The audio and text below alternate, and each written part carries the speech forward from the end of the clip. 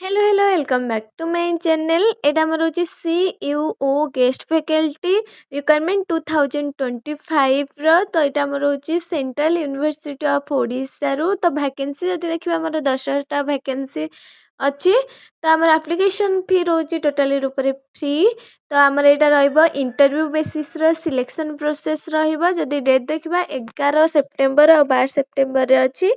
तो आमर देखिए एज लिमिट भी सेमती किसी मेंशन है नहीं। क्वालिफिकेशन जदि देखिबा एनी बैचलर्स डिग्री बीटेक बी any master's degree ME MTech MPhil PhD जो माने जहाँ भी करथिबे अप्लाई करि परिबे। सैलरी हमर जदि देखिबा सैलरी पेडन 1500 पर lecture subject maximum 50,000 per month रोची।